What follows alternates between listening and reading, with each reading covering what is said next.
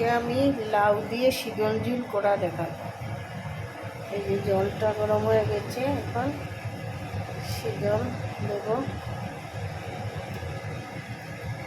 তারপরে যে কাঁচা লঙ্কা দেব,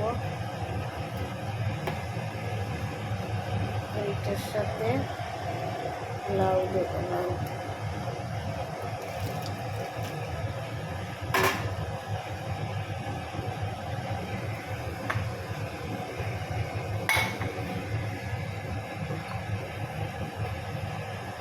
একদম সিম্পল একটা রেসিপি। এখন দেব লবণ, শুধু লবণ, এটাতে হলুদও দেব না। स्वाद अनुसार नमक,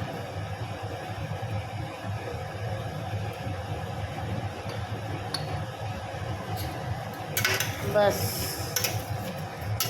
আর কিচ্ছু লাগবে না এটাতে। এখন আমি ডেকে নেব।